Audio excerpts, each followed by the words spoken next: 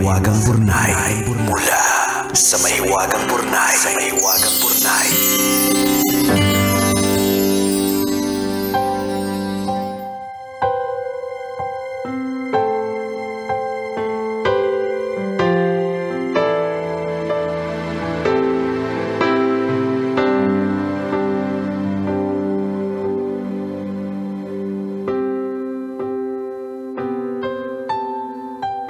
Dear Nicole and Diego, itago niyo na lang ako sa pangalang Amanda, 30 years old at nagtatrabaho bilang isang training manager sa isang opisina dito sa Makati. Napasulat ako kasi tuliro ako lately. Balisa, hindi makapag-isip na maayos, at iisa lang ang laging sumasagi sa isip ko. Kung ano yun, hayaan ninyong ibahagi ko sa inyo. Ganito po kasi, may boyfriend naman na po ako at 5 years na din kami. Sa totoo lang, atat na po akong mag-asawa. Tuwing may espesyal na okasyon po sa buhay namin, birthday niya, birthday ko, birthday ng aso namin, or anniversary namin, hindi ko maiwasang ma-excite. Iniisip ko kung ito na ba yun? Luluhod na ba siya sa harap ko at maglalabas ng kumikinang na singsing? Sabay tanong kung papayag ba kong pakasalan siya. Mga ganong eksena ba? Kaso, hindi nangyayari.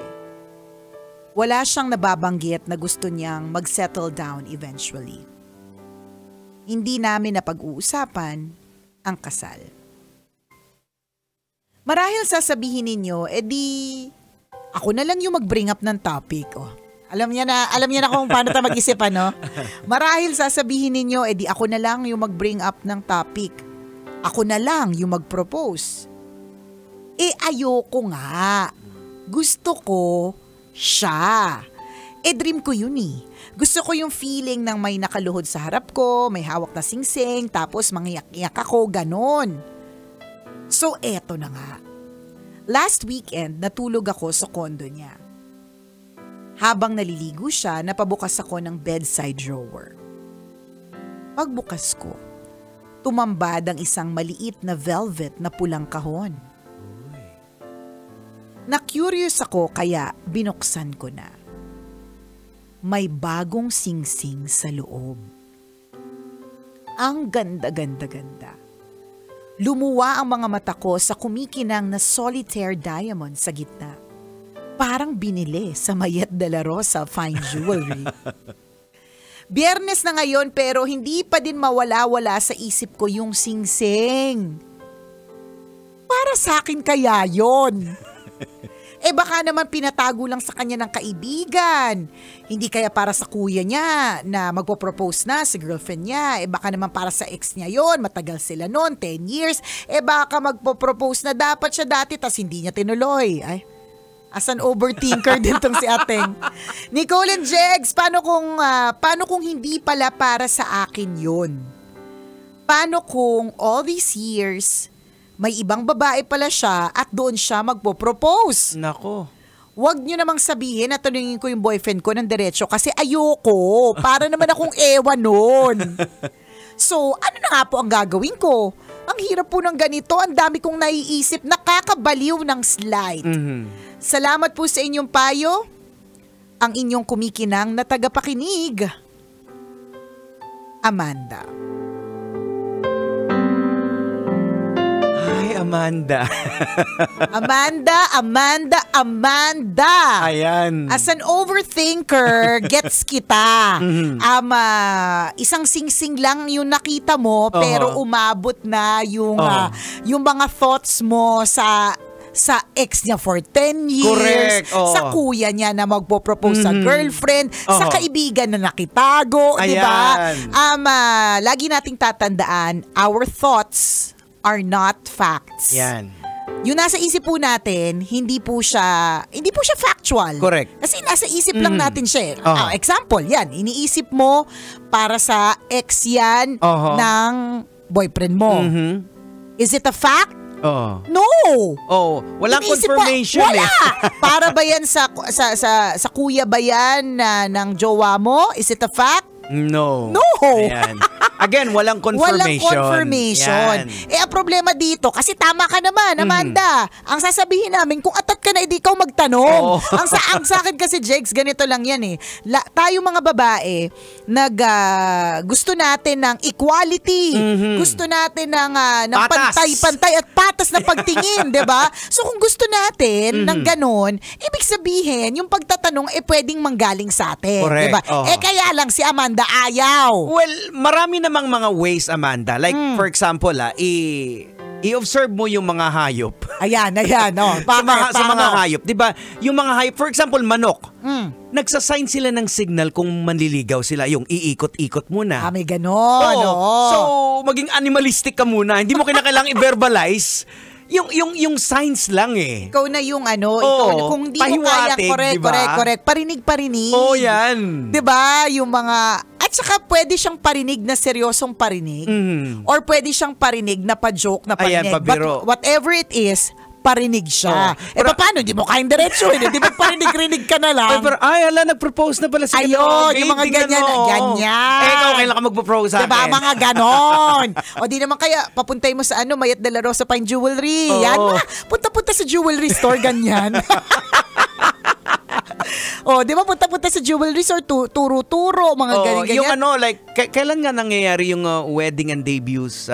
Usually Feb. Ayan, Oo, yan, yung mga ganyan. Yung mga ganun-ganon. Attend na mga ganyan. Oo. Kunyari, para hindi halata, Jegs. Di ba, kunyari, wedding expo siya. Uh-huh. Pero usually naman kasi pag wedding expo, hindi lang naman talaga siya technically for weddings. For events siya in general. Uh-huh. So, pwede kang, attend tayo kasi inutusan ako na inutusan ako ng tambalan. Yan. Na mag-check ng mga events kasi mag-birthday si Princess. Yan. Parang ganun, para tingin-tingin. Diba? Para lang ma-expose ba siya sa wedding gown, events place, mga ganun. Kung kaya, kung ayan nga, hindi mo kayang tanungin. Ayan. So, ang daming pasikot-sikot, diba? Or pwede din, halimbawa, a-attend kayo ng wedding. Ayan. Ipakita mo talagang anong-ano ka. Ikaw yung makasalo ng bulaklak. Ganun, yung Gina G ka talaga. Juwang-juwang, asawang-asawa ka na gano'n. Asawang-asawa. Gina G ka na talaga, gano'n. Those are signs na makikita naman tingin ko ng lalaki. Magigets naman yun. And saka, ako talaga honestly, wala naman talagang ibang way kundi to actually wait because ayaw mo makapag-usap or to ask for clarity. Correct. Deserve mo naman yun eh. Tsaka ang clarity, ang pagtatanong, solves the problem of overthinking. Diba? Ilang beses na po yan for sure na nangyari sa buhay nating lahat na, kunyari ako, Jegs, ino-overthink ko, naggalit sa akin yung isang tao kaya hindi siya nagre-reply. So sabi ko, bakit kaya siya? Parang grabe yung overthink ko. May ginawa akong, may ginawa siguro ako, may nasabi ako. Binalikan ko pa mga convo namin para makita alin ba dito yung dahilan, ba't hindi na siya nagre-reply. Malaman-laman ko nasa ibang bansa and wala talagang time. Tsaka, pag nasa ibang bansa ka, kasi lalo pag nakabakasyon, para ka nasa ibang zone. So, hindi ka na lang magre-reply. Yun lang yun. Correct. Pero nung tinanong ko, edi overthink. Mga ilang araw, anong ginawa ko, ganyan. Pero nung tinanong ko, edi finally nalaman ko nasa ibang bansa. Tapos. Tama. Diba? Clarity is important. Correct. Para matigil na yung overthinking na yan. Kasi kung hahayaan mo, actually kung ang problema mo, Amanda, is yung gusto mo yung ma-surprise ka, pwede naman talaga sa pinag-uusapan. Hindi naman kasi agad-agad yan na Pwedeng hindi. Yung mga engagement, dinidiscuss yan. So, hindi mo lang alam kung kailan luluhod. Yun. Correct. Masa-surprise ka pa rin. Pero ang tanong ba, pinabasa ko dito ilang years na sila? 5 years. 5 years. Ang tanong dun sa 5 years na yan, medyo na pag-uusapan na din ba talaga? Kasi baka mamaya one-sided lang Ikaw lang yung nag-iisip ng kasal, tapos siya hindi. May diba? ganon. Meron din ganon. Kaya kung ikaw lang yung nasa zone ng atat magpakasal, tapos siya, hindi tayo, yun yung pwede sanang klaruhin kung nasa plans ba yun? Malalaman yung mo future? naman eh. Malalaman Mga mo na ganon. kung leading na yung kung nasa isip niya na. Kasi like for example, meron akong na-hostingan na parang family friend na rin din na parang nag-propose na yung boyfriend, pero that was 5 years ago. Okay. Nag-propose na, engaged na sila. So for the longest time, walang ganap kung Wala, kailan hindi magpapakasal. din kinasal pa. Pero kinasal na nga After 5 5 years. years. Parang may ganun eh. Pero dapat kasi din pinag-uusapan. Pinag-uusapan talaga, dinidiscuss nila. Alam mo, kasalanan talaga to ng social media. Yan, oo. Kasalanan yan ng social media na nakikita natin yung mga bonggacious na mga, ano tawag doon, proposal. Oo. Kaya yung mga lalaki takot na magpakasal ngayon. Kaya nga kasi merong mga peg, alam mo Oo. yun? Kasi parang may mga dream May mga dream wedding, Oo. dream engagement, Oo. mga ganun. Kaya natatakot yung mga lalaki ngayon na pag inano ko baka hindi ma-meet yung Correct. lalo na kung very vocal yung babae. Tama. Tapos, di ba, iba-iba talaga tayo. May mga ibang taong simple lang, may mga taong gusto nila ng bonggang-bongga. So, eto, feeling ko si Amanda, parang gusto niya ng mga big gestures eh. Eh, what if yung jowa mo is not into big gestures? May ganun kasi Correct. talaga eh. Tama. So, mas i-assess mo pa kung medyo talaga bang papunta na sa future, yung mga galawan ninyo, yung mga sinasabi ng boyfriend mo, ganyan. Wala ako nakikitang wrong if ika-clear mo. Kasi syempre ayaw din natin magsayang ng taon. Sa Yan, totoo. totoo. 30 years old ka na din Ayan. naman, di ba? Sasabihin ko sana na kung hindi mo sasabihin, mag-i-stick ka lang dyan Correct sa face na yan eh. Totoo. Na si lalaki pala, si boyfriend pala, Wala palang plano. balak. Oo. Correct. Kasi may mga taong into relationship sila na matagal, ganyan, pero wala silang balak na pakasalan. Oo. May ganun talaga. Ayan, oo. It's a fact na may mga kakilala tayong ganyan na gusto ko meron akong karelasyon pero wala akong balak na magpakasal sa magpatali. kanya, magpatali. Oo. Ayan. Pero in a relationship kami, Oo. wala akong balak i-level up. So yun yung dapat i-clear mo. Correct, oo. Kasi ikaw, gusto mo i-level up to marriage eh. Oo. Oo. So, Tapos wala kang gagawin. Tapos wala kang gagawin. Oo. Paano yan? Di ba? May mga bagay kasi para gumalaw. Kaya Correct. kailangan mo Galawin yung baso, di ba? Oo, ikaw nang gumalaw ng baso. Kaya nga. Babalik ako. Lagi tayo nagka-clamor for equality. 'Di ba? So gusto natin na pantay-pantay yung pagtingin sa atin. Ayaw nating mga babaeng tinatawag tayong tanga. Ay, yung driver kaya pala babae kasi, 'di ba? Ayan. Tanga kasi babae. Although sa pagdadrive parang medyo relate din talaga ako dyan. Pero may ganun tayo na titingnan, babae kasi. May ganon, di ba? Tapos naiinis tayo. Porke babae, laging binabrand na ito ang pagdadrive. Hindi. Equality, di ba? Tapos yung mga ganito, hindi mo carry magsalita. Ayan, Ikaw na magpagalaw ng baso. Kumusta Ayan. naman, girl? Wala. Ulit-ulit siya kasi sa atin, Jegs. Ayoko nga eh. Kung ayaw mo, hanggang saan tayo maghihintay? Well, there's no other way around talaga, Amanda. Wala. Oo. Make a step. Kasi, halimbawa, palagay natin, walang plan out talaga si kuya. So, mag-aantay ka na mag-aantay. Anong inaantay mo? Saan tayo papunta? Oo. Ganun lang yun. Kami na magtanong. Oo. If the price is right.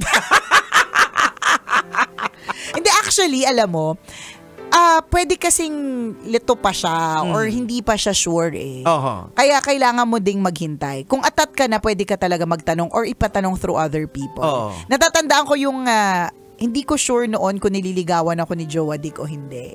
Tapos hindi ko naman matanong ng diretso. Kahit ganito ako mag-advise na tanungin mo, equality ka. Hindi ko rin matanong diretso. Oo. Hindi ko rin carry. Ayoko din, di ba? Years ago, parang ayoko din itanong sa kanya kung ano ba, nililigawan mo ba ako? Parang, ayoko. Di ba? Gets kita, Amanda. Oo. So, ang Yung ginawa pride ko, nandun din eh. correct. Oo. Kasi babae, ganyan. ego. Oo, Ayan. ganyan, di ba? So, ang ginawa ko, kasi gusto ko ng clarity, kasi ayoko ng wala ka palang balak, sayang yung oras ko. That time, ilang taon na rin ako. So, yun talaga, ayoko magsayang ng oras sa taong hindi naman ako sure kung meron siyang plano for the future. Kasi ako din, gusto kong mag-asawa. I mean, clear sa akin na gusto kong magkaroon ng asawa at mga anak. Asawang-asawa na si Nicole. Oo, nung that time. asawa na ako. Parang ikaw, Amanda. So, ang ginawa ko, pinatanong ko through my PAs. Ganon. Ang nakuha lang though na sagot is malabo. Actually, hindi nasagot. So, naging clear sa akin. Kasi ang ginagawa nila, pa-joke, nililigawan mo ba yung ate namin? Ganon. Ganon sila magsalita. Kasi mga bekse. Ginagawa mo ba yung ate namin? Ganon. Tapos hindi siya nagsasalita. So what was clear to me was, hindi siya sigurado. So ang sa akin, okay. So medyo mag-step back ako ng kaunti kasi hindi ka pa pala sigurado eh. Teka lang, di ba? Ano pa ako nung medyo sigurado? O kaya bumalik ka na lang pag sigurado ka na. At least, naging clear siya sa akin. Yun yung sinasabi ko, Amanda. Dapat, hindi mo man maitanong kung may bala ka bang pakasalan ako, at least lang klaro kung saan direksyon kayo papunta. Correct, Di ba? So, hindi talaga kasi gagalaw yung mga bagay-bagay pag wala kang ginawa. Correct eh. Ang nagpaano lang talaga dito, yung sing-sing. Yun lang talaga yung parang mas lalo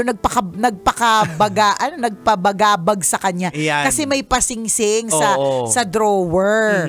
Again, walang klarong owner yan. So there's no use overthinking it. So hindi siya facts hanggang walang confirmation. Correct. Ayan. It's just a Mayet De La Rosa fine jewelry ring na nandyan. Diba? Yun lang yun. Correct.